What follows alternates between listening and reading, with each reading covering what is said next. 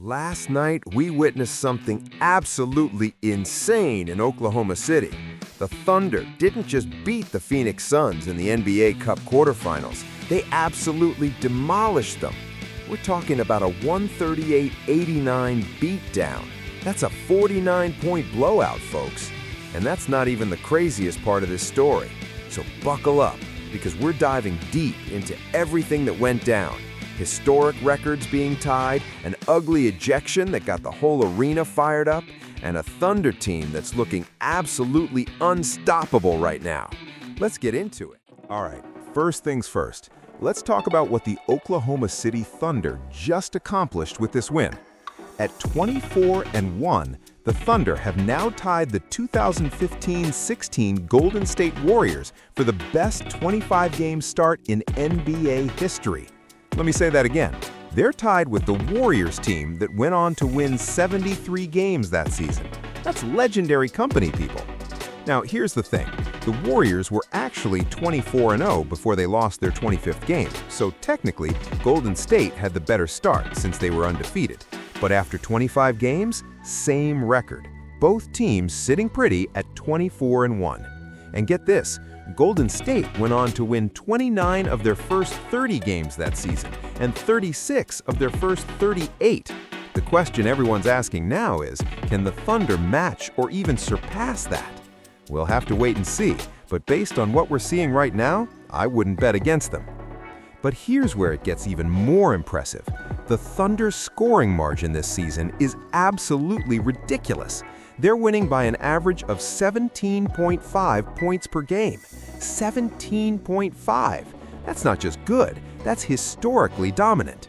To put that in perspective, the Boston Celtics in 2007-08, the championship team with Pierce, Garnett, and Allen, they were outscoring opponents by 13.9 points through their first 25 games. The Thunder are blowing that out of the water. And here's the kicker. The Thunder were already historically great last season. They posted the biggest scoring margin in NBA history at 12.9 points per game. So they took the record they set last year and said, nah, that's not good enough. And they're now at 17.5. That's almost a 5-point improvement on an already historic margin. This team is on another level right now. Now let's talk about how the Thunder are winning these games. Because it's not just that they're winning, it's that they're dominating. Wednesday's victory was Oklahoma City's 17th win by 10 or more points this season, through just 25 games. That ties them for the second most double-digit wins through 25 games in NBA history. The only team with more? That 2007-08 Celtics squad again, with 19. But here's what makes the Thunder special. They're the first franchise ever to have 17 double-digit wins in the first 25 games in back-to-back seasons. They did it last year, and they're doing it again this year. That's not a fluke, folks. That's a culture. That's a system. That's sustained excellence. And speaking of dominance, let's talk about this particular game against Phoenix. The Thunder built a 26-point lead by halftime. 26! Then they pushed it to 38 by the end of the third quarter. But they weren't done yet. Chris Youngblood hit a three-pointer with 5:25 left in the fourth quarter that gave the Thunder a 128-78 lead. That's a 50-point lead. They became the first team to lead by 50 points in an NBA game this season, and they eventually pushed that lead to 53 points. Let me put that in perspective for you.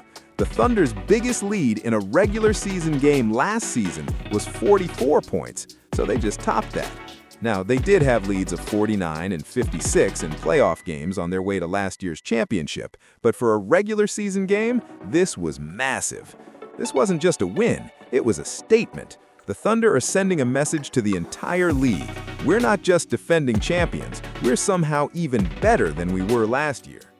All right, now let's get into the drama, because no story about this game would be complete without talking about what happened with Grayson Allen.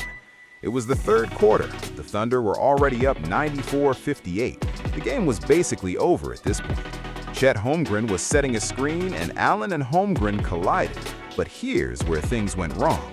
Allen extended both arms and shoved Holmgren, knocking him completely off balance and sending him to the floor. Now, let me be clear. This wasn't a basketball play. This was frustration boiling over, and the arena knew it. Both benches cleared, players came together, and there was a brief skirmish right there on the court. The officials reviewed the play, and Allen was hit with a flagrant 2 foul. For those of you who don't know, a flagrant 2 is the most serious foul you can get. It's for excessive and unnecessary contact, and it comes with an automatic ejection.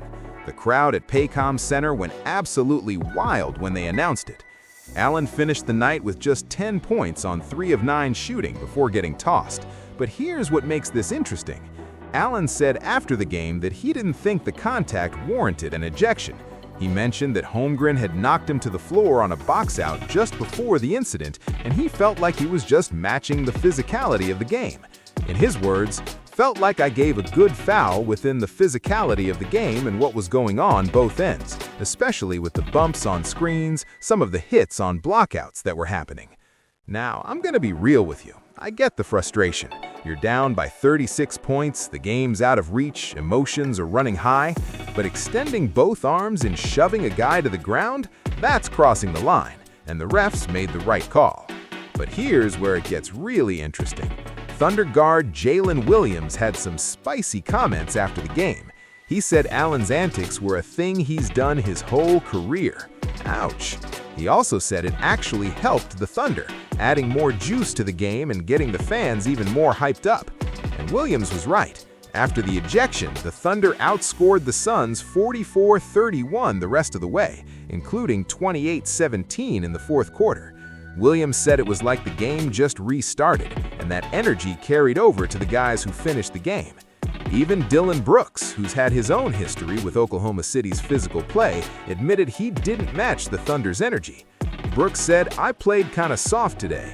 I should have been mixing it up more than Grayson." He led the Suns with just 16 points, but took responsibility for not bringing the intensity his team needed. And by the way, this loss wasn't just bad for Phoenix. It was the worst loss in franchise history. Let that sink in. The Suns have been around since 1968, and this was their most lopsided defeat ever. That's embarrassing, especially for a team with championship aspirations. Now let's talk about the guys who actually won this game, because the Thunder had some absolutely stellar performances. Shai Gilgeous-Alexander, last season's MVP, led the way with 28 points and 8 assists. And oh, by the way, SGA hit the 20-point mark for the 96th consecutive game. 96 straight games. That's not just consistency, that's elite superstar-level production, night after night after night. And can we talk about his reaction to the Allen Holmgren incident? The cameras caught it in slow motion, and it's absolutely priceless. You can see SGA behind the play just watching it all unfold, with this look of disbelief and hype at the same time. It's already going viral, and honestly, it might be the best part of the whole altercation. Chet Holmgren, who was on the receiving end of that shove, didn't let it affect his game at all. He finished with 24 points and 8 rebounds. The kid's a competitor, and he kept his cool even after getting knocked down. As a team, the Thunder shot 59% from the field. 59%! And they went 22 for 40 from three-point range. That's 55% from downtown. When you're shooting like that and playing elite defense, you're pretty much unbeatable. This win also marked the Thunder's 16th straight victory. They've now won 92 of their last 107 regular season games, dating back to the start of last season. That's an 86% win rate over more than 100 games. That's not a hot streak, that's dominance. Last season, they topped the Western Conference with a 68-14 record.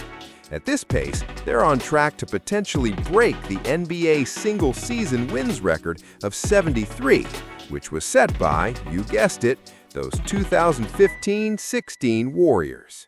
So where do we go from here? Well, the Thunder are advancing to the NBA Cup semifinals in Las Vegas this Saturday. They'll be taking on the San Antonio Spurs, who beat the Lakers 132-119 to advance. This is the NBA's annual in-season tournament, and all the games except the final count toward the regular season standings. Last year, the Thunder were beaten in the final by the Milwaukee Bucks, So they've got some unfinished business here. For the Suns, this is a tough pill to swallow. They're now 14-11 on the season, and they were missing Devin Booker in this game due to a groin injury. But even with Booker out, losing by 49 points is unacceptable for a team with championship goals. They're going to need to regroup quickly and figure out how to match the physicality and intensity of elite teams like Oklahoma City.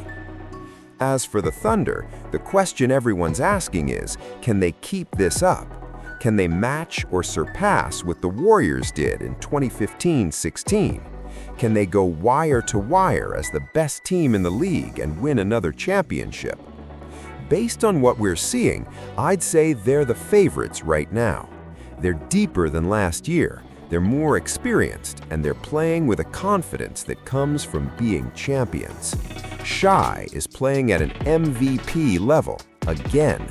Chet is developing into a legitimate star, and their role players are executing at an incredibly high level. The scary part for the rest of the league?